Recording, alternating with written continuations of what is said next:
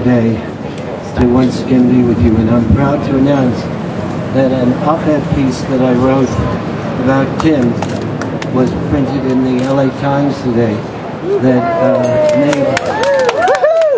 Basically the premise was to say that in our American history that I know about, that without civil disobedience acts, with people like Martin Luther King and John Lewis, who's presently a member of Congress, without their committing acts of civil disobedience, we might very well have African Americans deprived of their rights to vote in this country.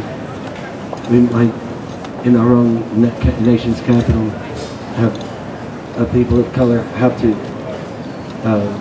use separate toilets, sit in the back of buses, separate drinking fountains. Without acts of civil disobedience, there might be still lynchings in parts of our country. That these acts of civil disobedience have been honored for a long, long time as part of something very special in America, because there was a distinction made between being a common criminal and walking across the line. But now that with the changing of the law, so it's more severe and draconian, if I step across this line in the wrong situation, at Fort Benning or some places where there are military installations, it's a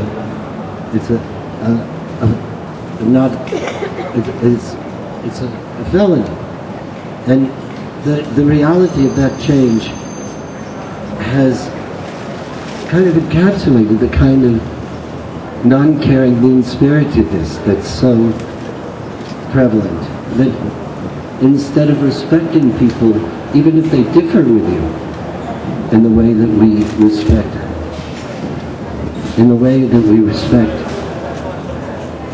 yeah, a little louder, please.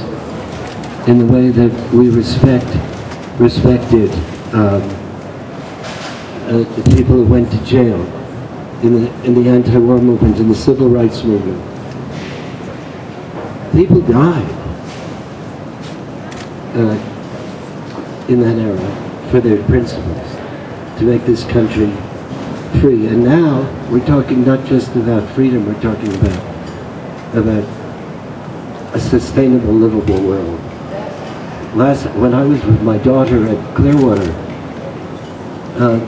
we were doing an homage to Mayor Travers, and we were talking, just singing songs people asked for.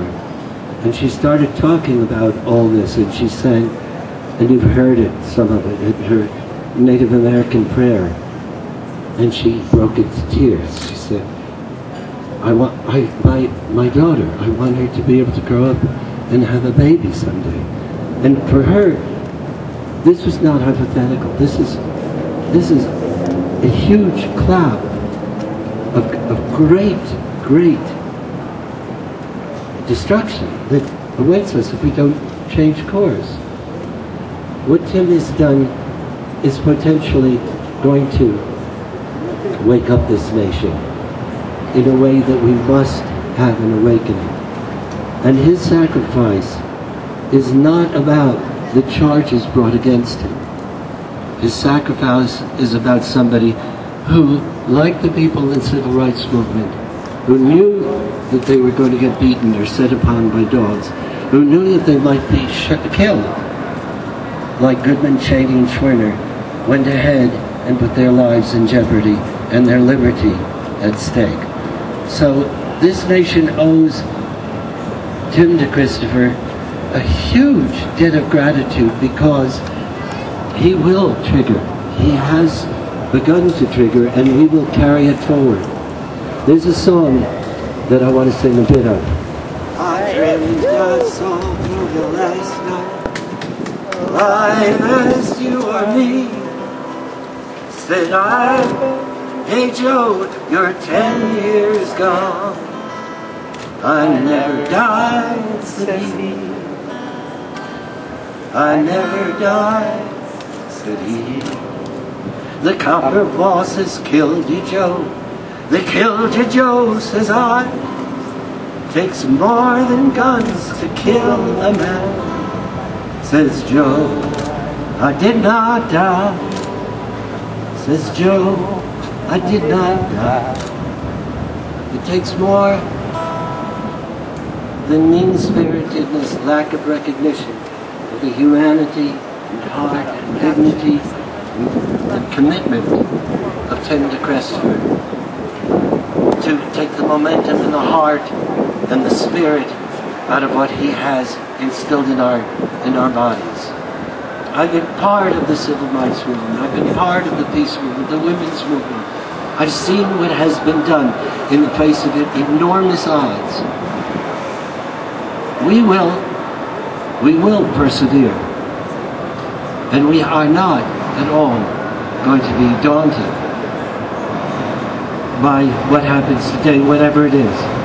My prayer is that there will be dignity in the treatment of Tim. My prayer is that soon, though he wasn't allowed to mount a defense of necessity, that he had to do this to prevent a greater harm, which was essentially what happened, that people will be the big jury one day. The big jury that knows that he was indeed right, and more than right, and courageous. And whatever happens, our job is to persist. So here's another song.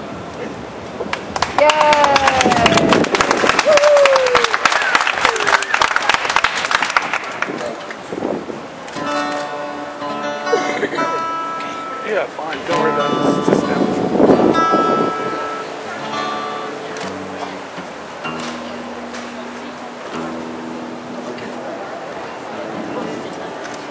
Was it Caesar Chavez or Rosa Parks that day? Some say Dr. King or Gandhi that set them on their way. See, we are joyous. We are not afraid.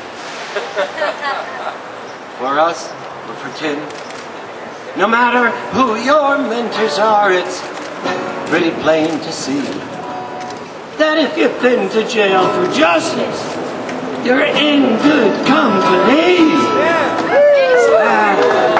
You have been to jail for justice. I want to shake your hand, 'cause sitting in and lying down ways to make a stand. Have you sung a song for freedom or marched at the picket line? Have you been to jail for justice? Then you're a friend of mine. You law-abiding citizens, come listen to this song, 'cause the laws were made by people, and people can be wrong. Once unions were against the law, but slavery was fine. Women were denied the vote, and children were denied. The more you study history, the less you can deny it. A rotten law stays on the books till folks are justified.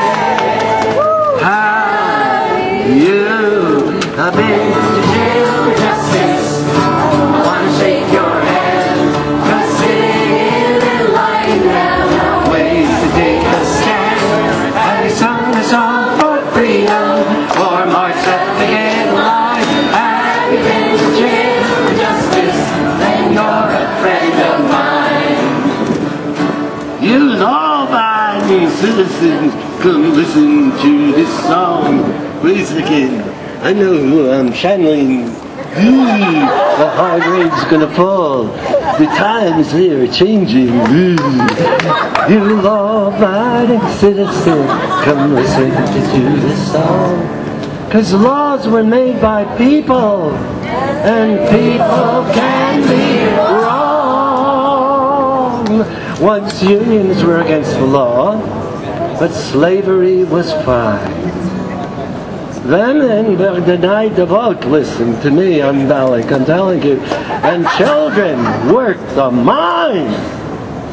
The more you study history, the less you can deny it. A rotting law stays on the books till folks will justify it. Have you been to jail for justice? I want to shake your hand. Just sitting in and lying down our ways to make a stand. Have you sung a song for freedom or marched that picket line? Have you been to jail for justice?